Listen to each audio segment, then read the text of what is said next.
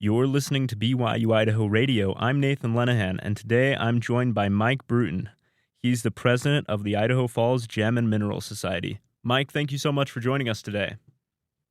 Oh, you bet, Nathan. Glad to be here. So we wanted to have you on because of your upcoming show, the upcoming rock show that's going on. But before we get talking about that, I was just wondering if we could get some background information on yourself just so that the listeners can get to know you a little better. Oh, you bet. I grew up in Washington, had the opportunity through work to be able to move to Rexburg about 35 years ago, and took that opportunity. And of course, Idaho is the gem state, and was able to get into rock hounding through a mutual friend, Bill Sheese, and he showed me the ropes, showed me where to go and what to do, and joined the club. Ended up eventually being the president of the club this year. So it's a great opportunity, good place to be from. Yeah, that's great. And so for anyone who doesn't know, what is rock hounding? So rock hounding is just going out and looking for gemmy type rocks, pretty rocks, looking for fossils, looking for different kind of rocks. You're allowed to go on BLM land or private land if you get the permission. And the opportunities are usually, just a couple hours away from Rexburg. We hunt a lot in the Chalice, Arco, Mackey area. Sometimes we go over to Cary, go out by Du Bois. So there's just, it's amazing the creations that have been put for us here on this earth to take advantage of and to enjoy. Yeah, it's a great place to live. Yeah. I mean, I was lucky enough to spend a lot of time outside when I was younger in the Boy Scouts and all that, and thinking of all the cool stuff I found without really even looking. So I imagine Idaho is a great place for it with all the volcanic activity in the past and all that. Yeah, it's basically that whole kind of triangle, Chalice, Mackey, Arco, is called the Chalice Volcanics. And it's basically where there was so much upheaval that it pushed the gem silica, the pretty stuff that makes the nice colored rocks, more up to the surface, closer to the surface. And probably 90% of the rocks that we collect are just on the ground. They're just right out there in plain sight. Doesn't mean you don't have to pay a price hoofing it up and down the hills. Right. But like I say, most of the collection that we do is just on the surface. That's way cool. And so what would you classify as the best or favorite thing you've ever found while rock hounding? So I have two type of rocks that are probably my favorite. One is what's called a tube agate, and the agate itself has little tubes running through it. Usually the agate is more clear, and then the tubes are maybe a different color, a different design. And then there's what's called moss agate. And moss agate is kind of similar to tube agate, but it's more spread out and looks more like just moss in the rock, not the larger tubes, but just the little stringy little fingers. And those come in neat colors. You have the actual more like the clear agate, and then you'll find moss that is is black. You'll find it orange, yellow, green, just those pretty colors that catch a person's eye. Yeah, seems like there's no shortage of stuff to find in Idaho. And so you guys have your 60th annual show coming up this weekend. Could you tell us a bit about that? You bet. Yeah, 60 years. Actually, next year is the 70th anniversary for the club itself. So 10 years or so after the club started, they decided to have a show. The club itself is a 501c3 nonprofit. The show that we have, our annual show in the spring, is our big fundraiser for the club. They are a lot of different things that we do. We like to really provide opportunities for families to come. We love the little kids. Yeah, like you say, when you were in Scouts, you always, you picked up rocks. When you were a Right. little kid, everybody, I don't care who they are or where they're from, they love and have a fascination with rocks. So we have different activities for the kids. We have a wheel of fortune they can spin and have the opportunity to try and win a little rock critter. We have a sandbox dig for the real small kids. They can dig through the sand and find things. For the older adults and kids too, there's a silent auction where we have members of the club that have donated stuff that they've found, other things, beautiful rocks, some small finished jewelry, that type of thing for the silent auction. We have just tumbled rocks that we call grab bags that we sell. You never know what you're going to find in those. We have raffles. We have a large amethyst geode, which is the grand prize. Then we also have beautiful finished jewelry that will be donated. Those will range in value up to hundreds of dollars. Oh.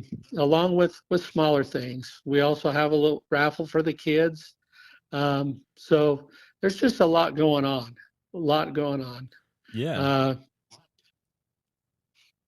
We admission is $3 per person. 12 and under are free, so you can bring a large family and have it be a real economical activity for them. Some of the other things that we do at the show, the members of the club will do live demonstrations like flint knapping, cabochon making, sphere making. We'll have their machines actually at the venue to show people just how we make those types of finished materials. We have our gemologist, a certified gemologist, Bill T-Bar will be there. He's a longtime club member. He'll be doing rock identifications on a Sunday for people that don't know what they have. So he can help out with that. We have our showcases that they're just nice glass front on them, like 4 feet by 2 feet deep, where the members of the club set up displays of the different rocks that they've found, different types of material that's out there. There's probably close to 40 displays of their showcases. I have 4 or 5 rocks that I've found over the years after cutting them that have designs in them. One looks like a snowman. I've got one that looks like a ghost.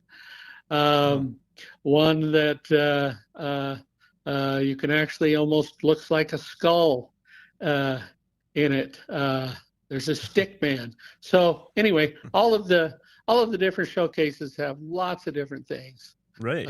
Really interesting to go through. Yeah, it sounds like there's a ton going on just for really anyone of any age.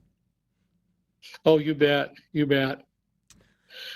And we also have vendors there. They're not club members because we spend all of our time, just taking care of the show and running it.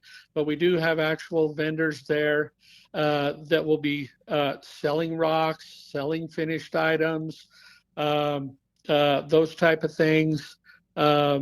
So yeah, it's at the Bonneville County Fairgrounds.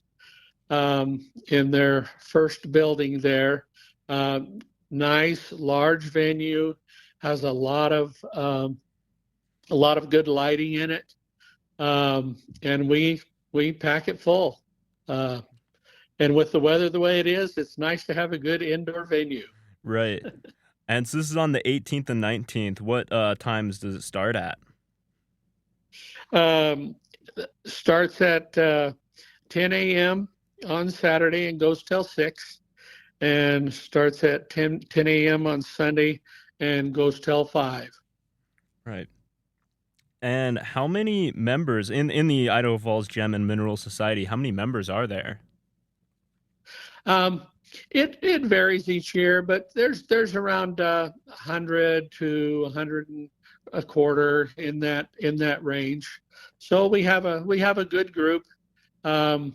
And like you say, all different families, age groups, singles, doesn't matter. Just, have a love for rocks. A couple other things that we provide as a club. Now these are for club members only. You do have to be a member of the club, but we go on field trips during the summer. Club members meet together.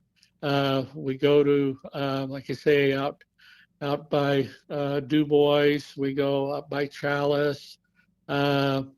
We go up by Montana, by Clark Canyon Reservoir. The club has a claim there. We also have a claim in Chalice and out by Du Bois. We have different claims in different areas. So the club and club members would always have a place to go. You never know how different areas of the government work. Sometimes they close different lands down, and sometimes they open more up. But back when the club was first established, they decided that, we should have some areas that will always have secure for the club members to be able to go and participate and look for rocks in. So our field trips over the summer, that's just a highlight for the club members. Right. And what does someone do if they want to go about and join the club? We'll have, at the show, we'll have applications to join the club. We have a website. It's ifrockhounds.com. You can access a application there. We're also on Facebook and on Instagram. We do have club meetings every month, and usually lasts about an hour and a half. Sometimes we have different presentations given and different things. So the club it has, something going on every month. Right. It's good opportunities. I know Bill, she's frequents the different events that they have in Rexburg. The farmers markets and different things. And I've been there with him, and there are a lot of the BYU-Idaho students that have a love for rocks. We talk to a lot of them when we're at some of those venues. Uh, a lot of them have grandpas and parents that were rock hounds, and a lot of them, like to do it themselves. So we encourage you to we encourage any of the students to come and participate. And there's something about getting out, uh, just getting outside, getting up in the mountains. Uh, it just allows you to reconnect uh, with those things that are important in life. Yeah, that's so true. That's one of the things I miss most about being up here in Rexburg is not being able having the mountains so far away. But yeah, Mike, thank you so much for Yeah. coming on and for sharing all this with us. Oh, you bet. Glad to do it.